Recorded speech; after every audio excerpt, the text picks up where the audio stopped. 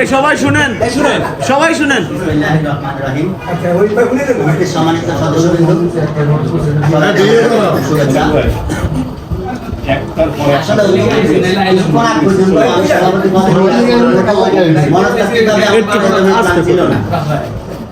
কিছুদিন আগে আমাদের যখন আদান ইসমান একটু পরে থাক, একটু পরে আমগে না আদান দিলে আমগে না দেয় নাই ওই জায়গায় দিতে সময় লাগবে ওরা চলে যাবে একটা সময়। কিছুক্ষণ আগে কিছুদিন আগে আমাদের যখন নতুন যে কয়েকজন কেস করে আসলো আমরা এখানে ক্যান্টিনে বসছি, পাশাপাশি আমিও বসছি নাস্তা করার জন্য। যে কোনো একটা মুখ থেকে কথা আসছে ভাই, সব বিভাগের এখানে পোস্টার দেখি ভাই দেন নোটিশ দেখে আমাদের চট্টগ্রাম বিভাগের নাই, আমাদের এখানে কোনো নেতা নাই। জিনিসটা আমার একটু ক্যান্টিনের মধ্যে এরা জানে না আমাদের চট্টগ্রাম। পরবর্তীতে আমি জাহাঙ্গীরের সাথে মুজিবের সাথে মতিন ভাই আছে, আপনাকেও মোটামুটি এখানে তাৎক্ষণিক বসছি, কিন্তু আমরা এখানে বসে আপনাকে ফোন দিয়েছি। তারাও ছিল, তারাও ঘুরতেছিল, সবাই নিয়ে বসে আসলে কয়েকদিন পরে আমরা একটা ডিসিশন দিয়েছি এখানে বসার জন্য।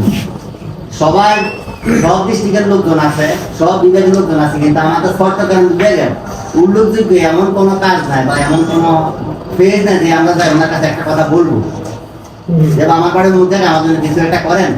সুযোগ সুবিধা সুযোগ তো কমে, এই ধরনের কোনো সুযোগ নেই। যেহেতু আমাদের নেতৃস্থানীয় যারা ছিলেন আগে এই ধরনের কোনো কিছু করছে, এই ধরনের আমাদের কোনো আসলে এই পর্যন্ত চোখে পড়েন। আর বিগত কমিটি যারা ছিলেন এরা কি করছে না করছে আমাদের কমিটি ছিল, ওনাদের কি ভুল হয়েছিল কমিটির জন্য বা আমাদের বিভাগের জন্য সবকিছু মিলে আসলে আমার মনে হচ্ছে যে আমাদের নতুন একটা কমিটি বানানো দরকার। আর আমাদের নতুন নেতৃত্ব আমাদের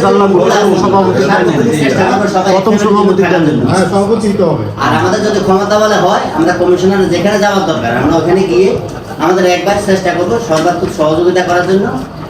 আর আমি ভালো একটা ডিউটি নিয়ে কোথাও চলে গেলাম, নির্বাচন আসলে সামনে আসলাম, এই ধরনের যেহেতু কোনো কিছু না হয় এই উদ্দেশ্যে আমি চিন্তা করছি আমি যেহেতু পরিবহনপুরে বৃদ্ধাশ্রমে থাকি, তো এই কারণে আমি তো সার্বক্ষণিক এখানে আছি, রাত্রে 1টা বাজে 10টা বাজে সমস্যা না, আমাকে মন্দিরে আমি আসি, চেষ্টা করবো সবাই উপকার করার জন্য।